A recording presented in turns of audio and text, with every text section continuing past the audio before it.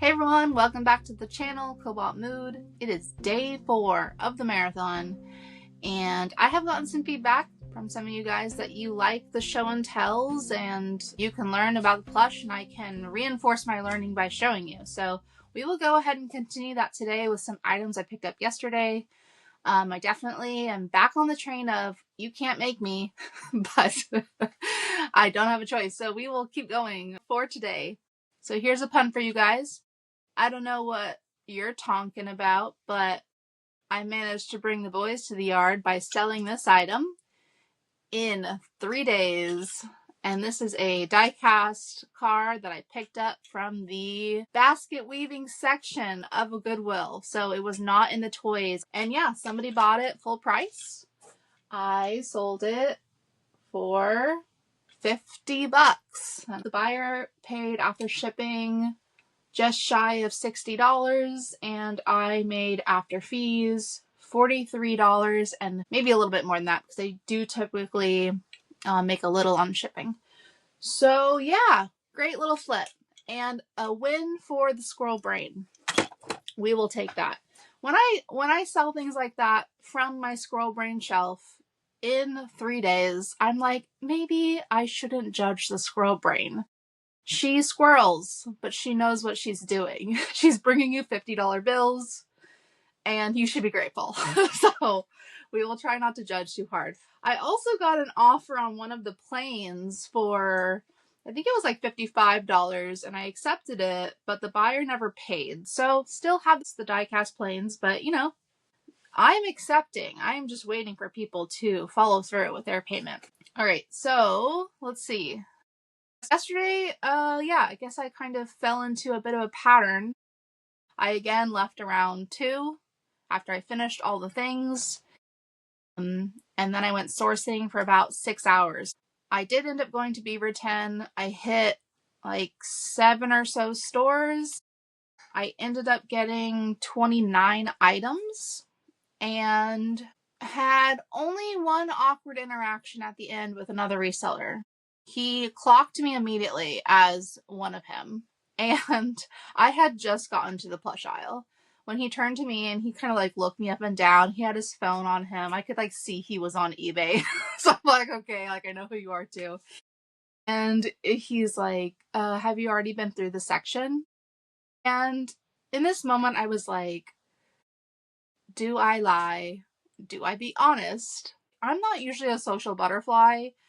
I keep it very short. The most people I'll schmooze with are the cashiers because I can tell they hate their life and I'm just trying to bring them a little bit of happiness and like thank them for checking me out at like 7:50 p.m. when their store closes at 8 and I just saw all the aisles and know that they have a huge cleanup job in front of them. So anyways, when other resellers approach me, it's definitely a bit awkward for me internally. Anyways, this guy asked me and I was like, do I lie? Do I not? I ended up just being honest. I grew up as a Girl Scout, so I'm naturally default to honesty is the best policy. So yeah, I just told him like, well, I don't know, I just got here. And he was like, oh, okay. So he started like picking up one by one and scanning, and I was like, got myself a noob. And I also look things up, but I usually like go through the whole section first and just like throw it in my cart, and then I look it all up at the end. So on surface level, he saw me just like digging and grabbing and throwing while he's like grabbing one by one, looking things up. And then I heard him as I was like halfway through my second shelf. There's like total of maybe 7 shelves. I heard him behind me go, ugh. And then he like disappeared. So I don't know if I scared him off or he just gave up. I don't know. But I was glad I was honest because I did run into him in the plush section at my next store. And I saw him right away. So I went like the other way around to get to the other end of the aisle. And I just started, the same process. And he saw me. He was on the phone. He saw me. I saw him, but I just chose not to say anything. And then he was like, oh, haha, fancy seeing you here. Once he like got off the phone. And I was like, oh yeah. And I don't know why, but I was feeling friendly all of a sudden. Maybe I defaulted into my be friendly to threats. So I just was like, oh man, bro, I missed you. Long time no see. And he like laughed a little bit and then began the intrusive questions. And he's like, do you sell on Whatnot? And I was like, oh no, I could never. Like, I don't want to show my face. Ironic because here I am showing my face, but you know, I digress. I was trying to keep it short.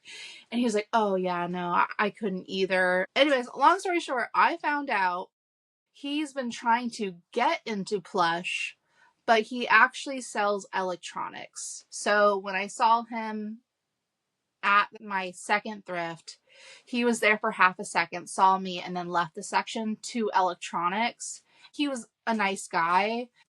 Anyways, yeah, he said he was trying to add it in, and then he said the classic, yeah, I look for jelly cats. And I'm just like, you and all the other teenagers.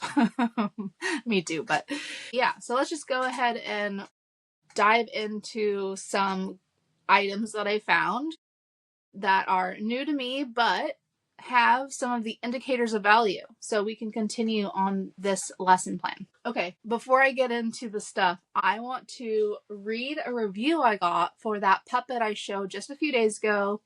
The kumquats puppet that was from Germany. The person who bought it left me the best review I think I have to date. It warmed my heart. I like wanted to shed a little tear, but I don't have emotions right now because I'm tired. I'm like a machine this week. Okay, so here it is. I'm just so happy this puppet landed in such a happy home. Clearly this person is a puppeteer. I thought maybe they were a teacher or something, but I think they're a puppeteer just based off of their review. Okay, here it is. OMG, this guy is so cute. He arrived in great condition and was very relieved to get out of the bag. My other puppets welcomed him with a big ice cream cone, which he devoured in a couple of minutes. Manipulating him as a breeze with his mouth and arms. His toes are so cool, and I am presently looking for some sandals to wear for the hot summer months. Thank you so much for taking such good care of him. His name is Theodore, or Teddy for short. Love him. Isn't that so cute? I was just like, oh my gosh, I didn't know his name. His name is Theodore. That's not very German, but like, maybe it is. I don't know. Okay, so anyways, I wanted to share that with you guys. Plush people just like get into stories, and I just love that. Okay, so let's go over now to the show and tell. All right, no particular order. All of these actually were in that second to last store where I ran into that reseller guy and scared him away. so anyways, no particular order. I got this really interesting looking plush. It's obviously a koala, but it's very flat. There's like no cotton that I can tell inside. And the tag reads Flat Friends, designed in Australia. And the back tells you that it is made from 100% Australian lambskin. So, mine is definitely feels like it is of that vintage variety because I'm sure it was once very soft and is now kind of gristly, I guess is the best way to describe it. The fur is still wonderful condition. It's just this part, it just feels kind of off. So yeah, I'm pretty sure this guy is vintage. I could not find another koala, but isn't a koala like Australia's like mascot or whatever it's called? The animal of Australia. So I imagine a lot of people would want this particular character, but I found like a flat beaver and a flat polar bear, and they all were around $25 to $45 US.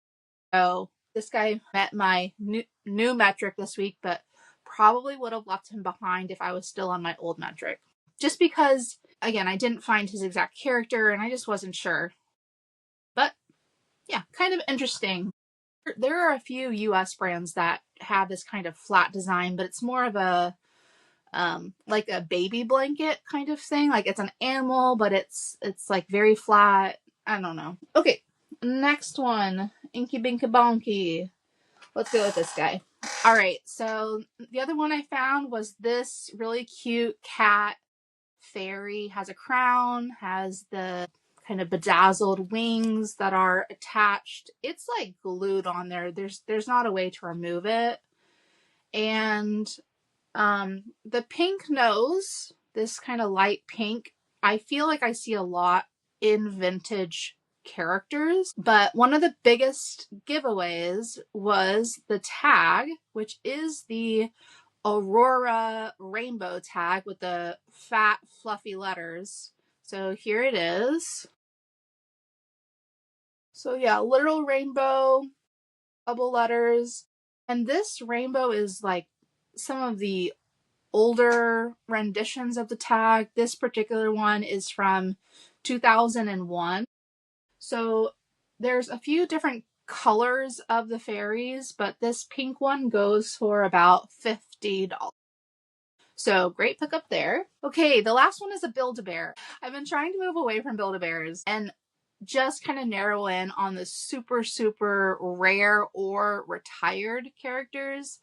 For example, there's a few Build-A-Bears that have like different icons on the nose. Like, for example, there's one that has a cupcake. There's one with a cherry on it. There's also one that was like under the sea that I got recently that looked like just a regular teddy bear, but it was blue and it had a bunch of like sea creatures on it. And then it had like a little shell on the nose. And so all of these like limited edition ones, you'll get like $50 out of them. But yeah, Build-A-Bear as a whole is just so saturated that there's so many listings that you really have to like narrow in on these like special ones. And so when I pulled out this bear, I literally said to myself, you have to be worth something. And it is this Elvis Build-A-Bear. It's got the kind of, what was this, Vegas cloak. It's interesting because like the neck is so long. The hair is part of the bear, right? It's attached. So these are all things that make it a bit unique. Also with Build-A-Bears, if you have this particular tag, there's also one that's similar to it that it has a hot air balloon on it. And it's like one or two colors kind of flat. It looks like an old coloring book. That one is also really good. This paper hang tag does increase the value on Build-A-Bears. And he also on his feet has Elvis and guitars. So I looked him up and Elvis Bear does go for money. The comps read anywhere from $40 to $80. And this looks like a complete outfit for me, but some of the comps show a plush microphone that just kind of like goes on, like it's not attached to this, but it's like an extra accessory that like kind of loops onto the shoulder.